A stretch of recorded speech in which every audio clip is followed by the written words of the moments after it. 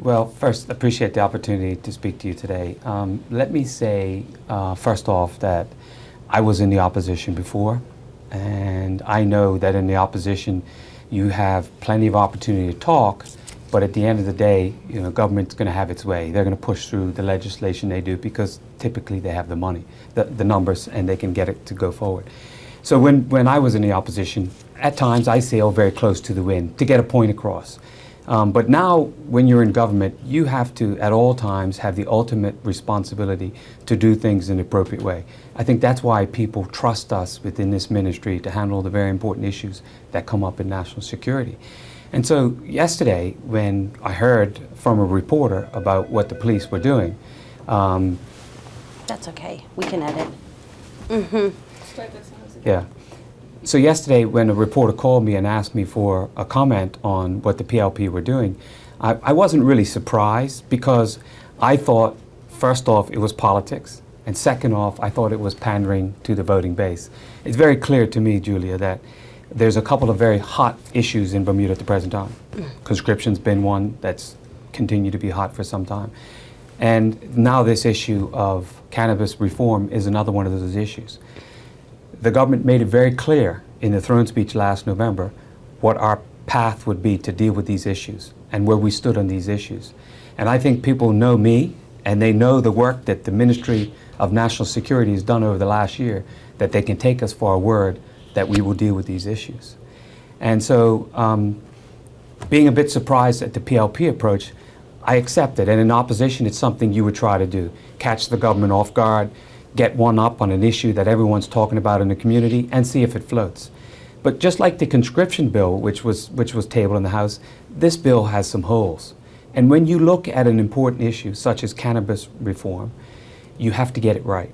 Now, quickly we consulted with Chambers and got the opinion from Chambers on it. And at that point, I wasn't willing to support the bill going forward, because it has some major weaknesses which we need to identify.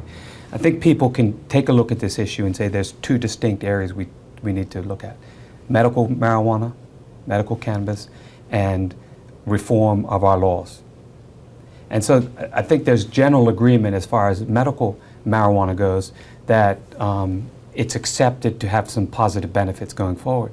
And what's surprising about that, Julie, is that we at this present time, we have a framework in place that allows an application by a practitioner on behalf of a patient to get approval for some type of use of cannabis in it.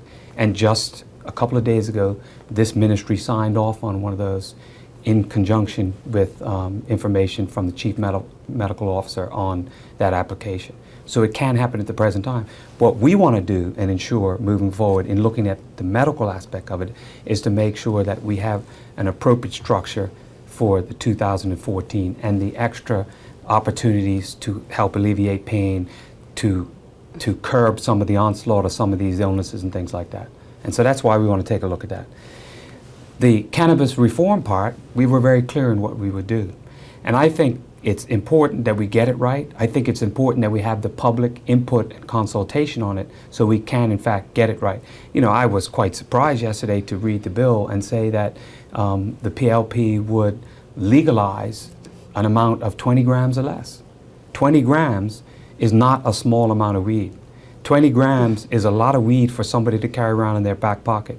It is absolutely, to me, as I called it yesterday, reckless to pass legislation like that and not consider where's the weed going to come from.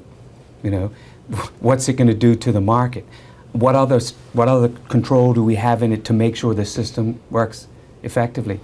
And as the PLP said with conscription, well, we just abolish it and then we figure out where we go from there. This ministry is not rolling like that. We're going to get things right and we're going to implement it in the appropriate way. In the ministry, we talked about public consultation, and the Department of National Drug Control worked closely on a paper that we'll put out there. And in addition, we allowed a Cannabis Reform Committee to set up when I was approached by two individuals one from each side of the political aisle as far as I can determine. And they were very interested, and they approached me separately. They were very interested in getting involved in this discussion. And so when one approached me and then the next, I said, look, this is a perfect opportunity to get these young people together, to have some input in this, to go out, talk to the community, put a paper together, which we'll review. So I did that with them. And the only guideline we put on them was we didn't want it to be an OBA committee or PLP committee. We wanted to be a cross-section of people in Bermuda who were interested in this subject, who would go out and engage people and then file a paper with this ministry. And so we've done that. And so as far as collaboration goes, because many of us know about collaboration and what it means, but if the PLP want true, genuine collaboration, it's not allowing the government of the day to find out about their plans through the media. It's about approaching us with some of their ideas, because people know that the door for this ministry is always open if they want to talk. And we're genuine in trying to find the best approach forward.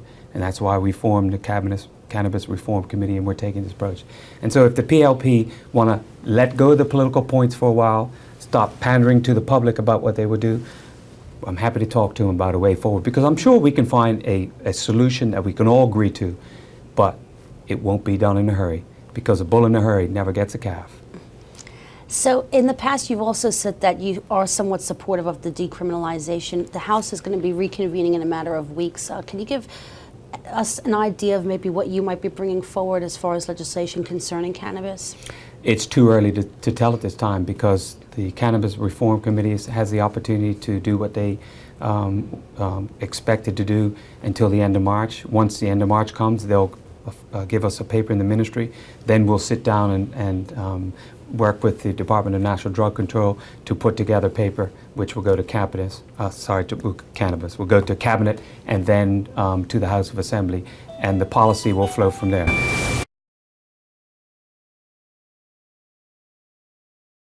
The group is run by the individuals concerned, so if people have to resign for any reason or new people come on, that's fine with me.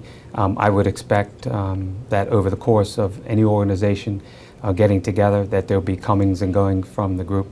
It's a group that they put together themselves. We really had no input on who was on it, so it's up to them. I would hope that they'll still continue to be able to do their work. And I'm sure that there are other individuals who want to get involved. I have confidence that the individuals who are on that committee will meet this challenge head on and do a good job. It's a big challenge, because I'm sure there are going to be many people in the community who want to have their say and voice their opinion. And so they've got a big mountain to climb on that, but they're very energetic people, and I think they got the motive in the right place. So. I don't know anything about the resignations, but that naturally I wouldn't be informed of that, because it's not a ministry committee in any way.